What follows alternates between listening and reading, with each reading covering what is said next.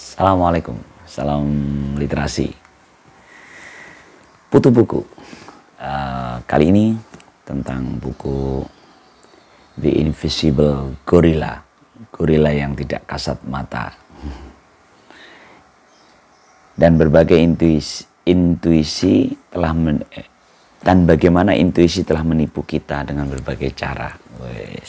Ini karya dua penulis ya, Christopher Cabris dan Daniel Simon. Seperti biasa, Putu Buku bukan review buku dengan serius ya. Ini hanya tentang interaksi seorang putu dengan buku.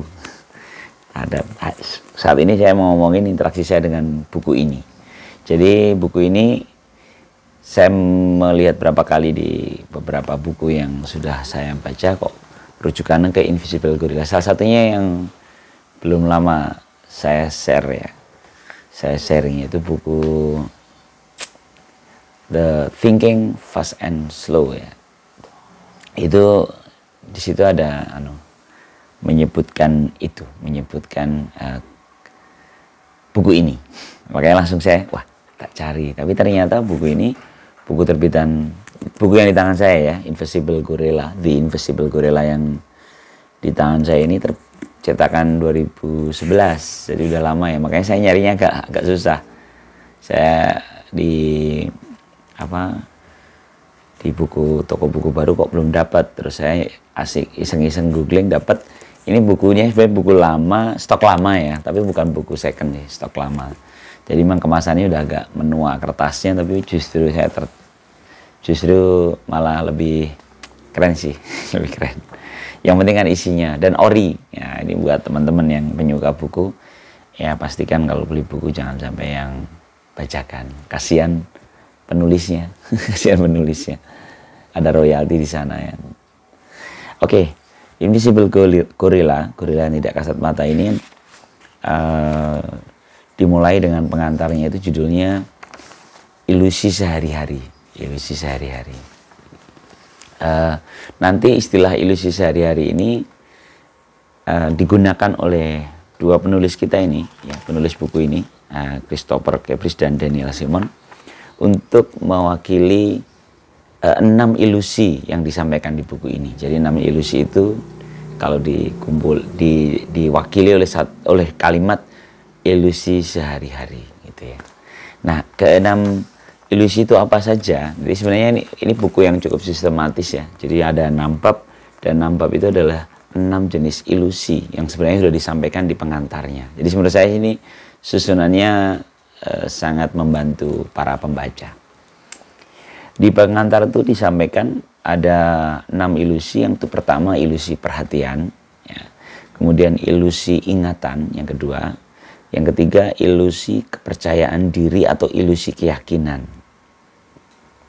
yang keempat ilusi pengetahuan, yang kelima ilusi alasan, dan yang terakhir keenam ilusi potensi. Oke ya, jadi ada 6 ilusi yang disampaikan oleh penulis. Dan itu sudah dijelaskan di pengantar ilusi-ilusi itu, dan disebutnya dalam pengantar itu sebagai ilusi sehari-hari. Oke ya, ini menurut saya menjadi kita nyaman naruh di kepala kita. Kalau saya begitu, kalau baca buku itu kayak membuat folder-folder. Makanya saya selalu terbantu dengan cara lama ini, membuat resume, karena itu kayak naruh folder-folder di kepala kita, sehingga kita naruh pengetahuan yang kita tangkap di buku itu ada tempatnya gitu. Jadi sistematis. Oke, yang pertama, saya masuk ke bab pertama, yaitu saya pikir saya akan dapat melihatnya. Ini ilusi perhatian. Jadi ilusi perhatian. Bab 1 ini ilusi perhatian. Dimulai oleh si penulis tentang ada satu kasus lah ya, kasus kejahatan yang salah ketok lah, polisi salah mukul, tapi ternyata karena dia tidak ngelihat gitu. Terus persidangan menganggap masa nggak kelihatan gitu ya. Nah, tapi terus dijelaskan di buku ini tentang eksperimen gorila di tengah kita. Gorila di tengah kita ini adalah penulis, ini dua penulis ini ya, Chris dan Chris dan Daniel Simon ya. Chris dan Dan ini melakukan eksperimen dengan meminta beberapa mahasiswanya untuk menonton satu tayangan bola basket, lalu mereka diminta menghitung berapa kali bola diumpan gitu ya, diumpankan, passingnya berapa kali. Dan karena akhirnya mereka menonton dan hasilnya memang beda-beda, ada yang 34, ada yang 35 kali gitu. Dan ternyata bukan hasilnya lah yang disoroti oleh kedua peneliti ini, namun justru apakah mereka saat menghitung bola dilemparkan itu melihat gorila yang masuk ke lapangan basket itu. Jadi ada di tengah tayangan itu ada gorila dengan sangat besar, hitam, lalu memukul-mukul dadanya. Jadi seorang wanita yang mengenakan kostum gorila gitu ya, kayak apa namanya, maskotnya gitu ya. Dan ternyata banyak dari para mahasiswa yang diminta menghitung tadi itu mereka tidak melihat gorila gitu. Pertanyaannya gitu, apa Anda melihat hal yang tidak biasa waktu menghitung? Tidak gitu. Apa Anda melihat ada hal lain selain para pemain? Ya, ada lift dan huruf S dilukis di dinding. Saya tidak tahu mengapa huruf S di sana. Ini kata yang ditanya ya. Kemudian apa Anda melihat orang lain di luar para pemain? Tidak. Apa Anda melihat ada gorila? Melihat apa? Kaget gitu. Gorila. Jadi ternyata beberapa nggak melihat gorila. Nah inilah yang menjadi judul buku kita ini ya, The Invisible Gorilla. Kayaknya ternyata gorila itu segede itu, hitam tapi nggak terlihat karena ilusi perhatian. Karena kita fokus pada perhatian tertentu sehingga nggak kelihatan. Nah di bab 1 ini beberapa contoh lain ya. Contoh ada kapal selam yang uji coba lalu melompat naik keluar ke atas dan mengenai kapal nelayan. Mengapa radar tidak terlihat ada nelayan di situ? Itu dibahas juga, dikaji. Dan beberapa contoh kasus lain ya terkait dengan bagaimana perhatian kita itu sering terdistrak gitu, terganggu. Contoh misalnya kita nyetir, terus apalagi nyetir dengan sambil membuka handphone, lalu ada kejadian kecelakaan karena memang perhatian kita ada di handphone sehingga itu membahayakan diri. Nah ini menariknya lagi nih, saya gaya penulis buku ini. Setiap tadi kan 6 bab ya, dan setiap bab itu selalu di ujungnya itu terus kita gimana nih kalau ada ilusi perhatian, kita harus bagaimana? Nah, gitu itu diberikan apa namanya bahasan tentang itu. Jadi apa yang harus kita lakukan kalau ada gorila lewat dan kita nggak lihat gitu? Kalau saya lagi megang WA maka saya nggak lihat ada penyeberang jalan misalnya. Terus gimana dong kan gitu kan, karena memang otak kita ternyata nggak bisa dibagi ya. Makanya tipsnya ya contoh misalnya ketika bicara WA tadi, tolong tunda dulu menjawab telepon saat mengemudi, itu jelas. Jadi karena kita menyadari bahwa kemampuan otak kita ini sering terganggu oleh ilusi perhatian. Kalau sudah memperhatikan sesuatu kita kehilangan fokus ya maka gantikan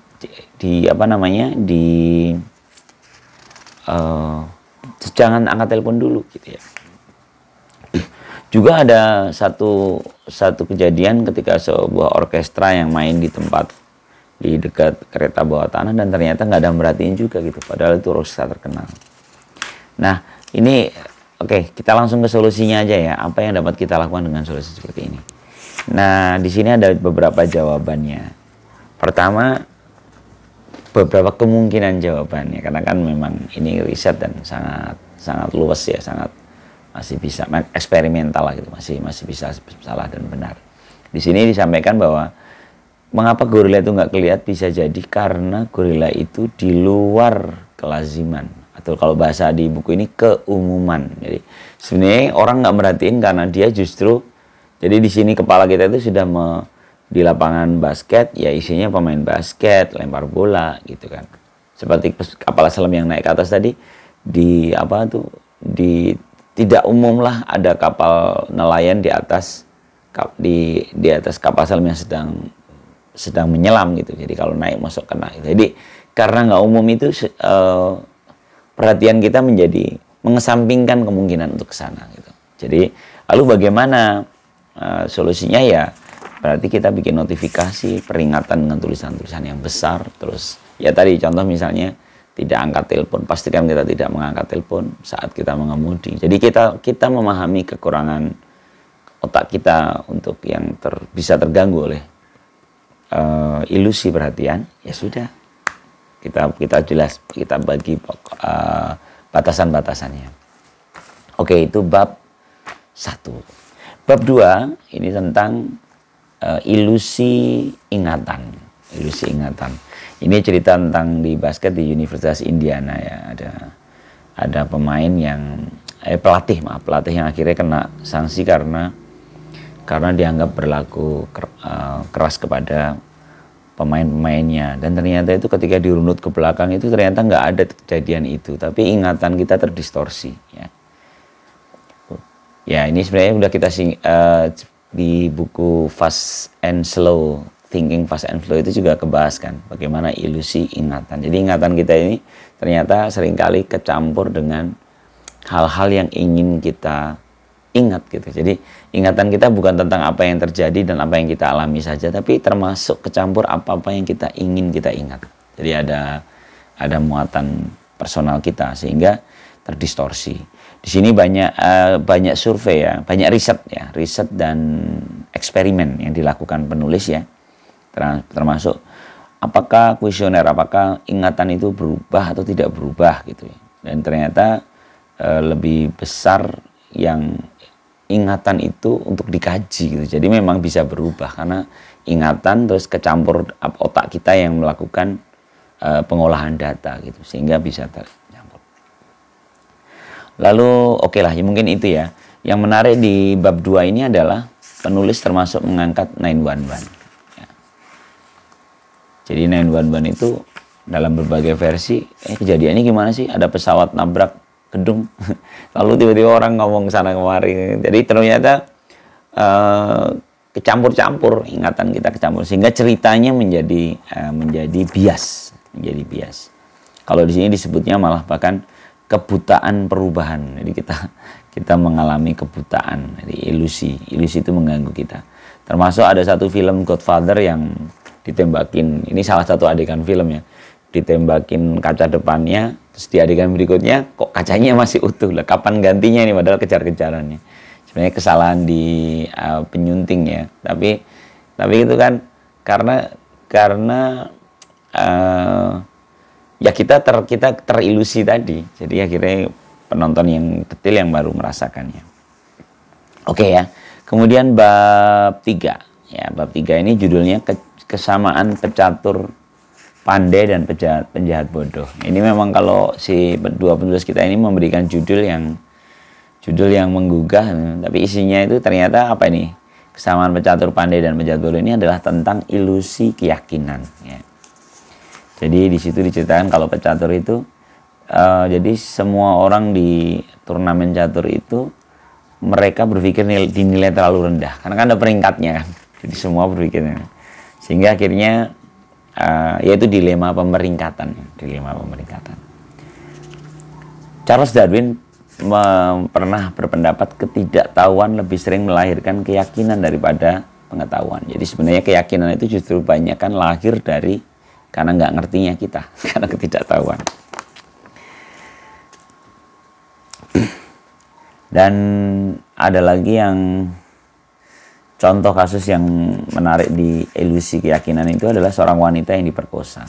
Terus dia memberikan kesaksian dengan yakin betul gitu, pada seseorang yang dianggap dia memperkosanya, dan ternyata di kemudian hari terbukti salah.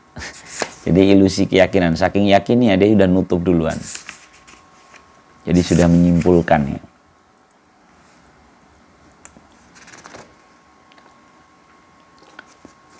Ini ada kalimat yang bagus dari satu subjudul di ilusi keyakinan, adalah yang salah bukan keyakinan kita, namun kecintaan kita pada keyakinan itu.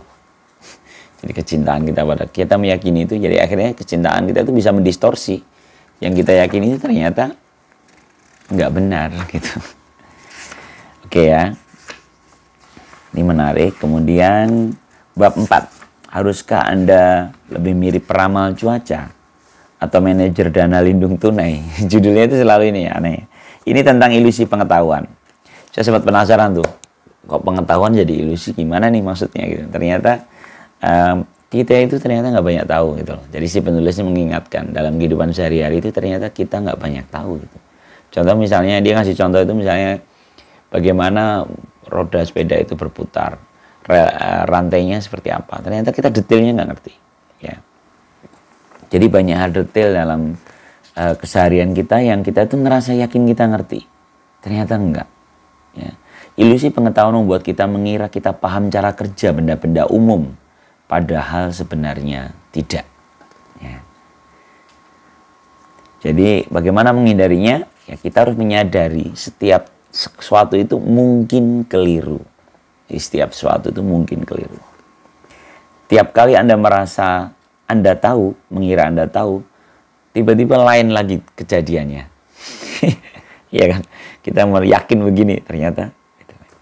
Jadi ada satu judul yang menarik di sini itu pengetahuan khayalan, krisisnya sungguhan gitu. Jadi kita meyakini mengetahui hal yang sebenarnya itu imajiner gitu, sebenarnya nggak mesti benar juga gitu, tapi ternyata efeknya nanti justru pada krisis yang sungguhan gitu. Jadi hati-hati. Termasuk ada dilema pakar ya, bagaimana pakar karena seorang yang dianggap tahu betul itu, terus kita bersandar pada statement dia gitu, padahal dia mungkin saja keliru. Itulah dilema atau ilusi pengetahuan. Nah, bab 5 adalah ilusi alasan. Ilusi alasan ini terburu-buru mengambil keputusan. Ya, ada beberapa contoh ya, termasuk hati-hatilah pada kepercayaan yang menjadi alasan. Jadi kalau alasannya itu kepercayaan, hati-hati. Ada percakapan di film Simpson, dia dinukil oleh penulis yang menurut saya menarik sih. Percakapan antara Homer dan Lisa. ini percakapan yang konyol ya. Ya memang karena dia humor ya. Ini ada nuansa komedinya tapi ngena gitu ya. Homer dan Lisa sebenarnya. Kata Homer gini, tidak ada beruang yang kelihatan. Berarti patroli beruang pasti mujarab. Gitu. Karena nggak ada beruang yang kelihatan. Jadi gini, mereka penduduk di Springfield itu ya, itu mulai patroli beruang. Ya. Sehingga ketika Homer ngelihat, wah ini nggak ada beruang, berarti patrolinya berhasil. Lalu kata Lisa, itu penalaran yang hanya tampaknya saja benar ya. Kata Lisa, makasih sayang, kata gitu. Kemudian Lisa memungut batu dari tanah. Berdasarkan logika ayah, saya dapat mengklaim kalau batu ini mencegah macan datang kemari. Oh, gimana caranya? Tidak ada, ini hanya sebuah batu konyol. Namun saya tidak melihat ada macan di sekitar sini. Bagaimana dengan ayah? Langsung Homer, Lisa, saya mau membeli batumu. Menarik ya. Jadi ketika merasa patroli itu berhasil karena nggak ada beruang, si Lisanya dengan menganalogikan yang serupa tapi konyol kan, dia ngambil batu, terus batu ini bisa ngusir macan karena nggak ada macan nih sekarang. Inilah ilusi alasan itu demikian. Jadi kadang-kadang kita meletakkan satu alasan yang ternyata itu belum tentu benar gitu, belum tentu benar. Termasuk ada hipotesis tentang vaksinasi yang membuat orang takut melakukan ketakutan untuk divaksinasi, itu kan juga sama ya. Dan ada satu kalimat yang indah dalam satu alinianya di bab ini adalah, kadang kita terlalu pandai menyimpulkan alasan sampai bisa merugikan. Jadi kita itu mudah nyimpulin alasan dan itu ternyata malah merugikan diri kita. Oke, sekarang kita ke bab 6. Bab 6 ini jadi pintar lewat cara kilat. Jadi ini adalah tentang ilusi potensi. Ilusi potensi. Jadi kenapa tadi judulnya jadi pintar lewat cara kilat? Ini penelitian yang tentang musik klasik karya Mozart membuat kita cerdas gitu. Apakah benar gitu. Ini ternyata ada risetnya panjang ya kan. Sehingga mereka dari Mozart tadi, bener apa enggak sih? Emang Mozart yang membuat anak itu jadi lebih cerdas gitu kan? Jadi padahal dalam bicara ilusi potensi itu ada dua hal. Yang pertama, otak kita ini nyimpan potensi kinerja yang lebih baik. Satu itu. Yang kedua, potensi ini bisa dikeluarkan dengan teknik yang sederhana kan, hanya dengan suara musik gitu. Dan itu ilusi kan. Emang begitu gitu kan. Sensemu tentang bawah sadar. Jadi ada, emang benar kalau gitu itu terus ini apakah adakah kekuatan bawah sadar gitu kan. Dan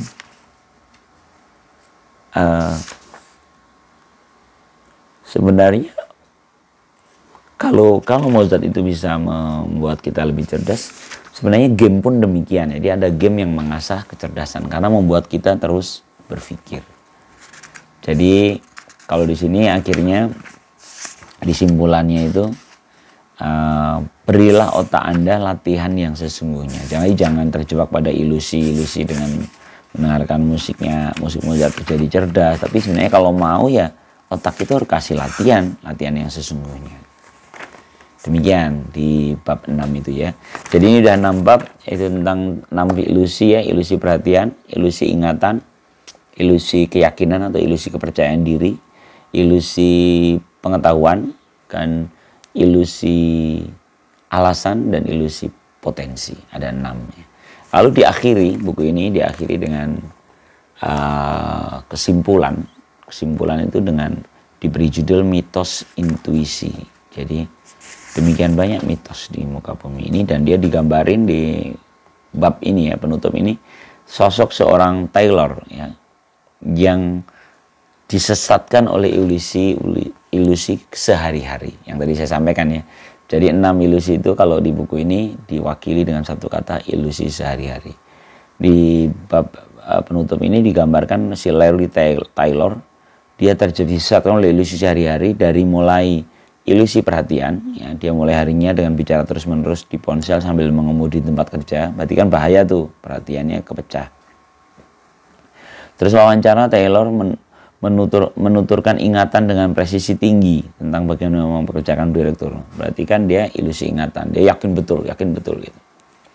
Saya sering terganggu dengan percakapan dengan teman atau ini ya, ketika nongkrong ngopi atau ngobrol di mana-mana, sering terganggu dengan kalimat yang yakin betul gitu. Misalnya, pasti ini, di tempat saya itu sama sekali nggak ada, misalnya gitu. Semua tempat kerja saya ini nyaman sekali, sama sekali nggak ada konflik. Ketika dia bicara gitu kan justru malah beneran nih. Kalau presisi itu kita malah jadi curiga. Kemudian ilusi keyakinan ya, bagaimana Taylor yakin betul memperkerjakan anak buahnya. Kemudian ilusi pengetahuan ya, dengan pengetahuan yang luas dia memahami betul dan ternyata dia nggak tahu banyak gitu. Pengetahuan, ilusi pengetahuan tuh gitu ya, kita ngerasa tahu banyak ternyata kita nggak tahu banyak gitu.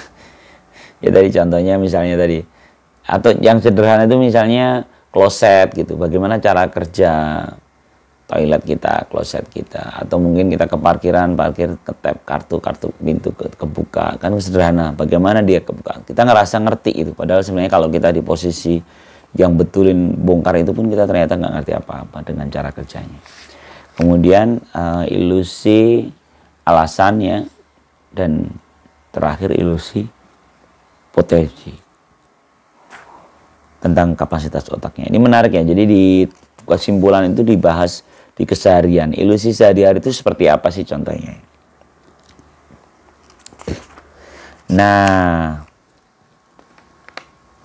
ironi. Ini ada ironi yang disampaikan di buku Blink the Power of Thinking Without Thinking, Malcolm Gladwell. Ini sebagai anulah, si penulis menyebutnya kok ironi gitu. Ada buku yang justru tentang kekuatan berpikir tanpa berpikir ya kan.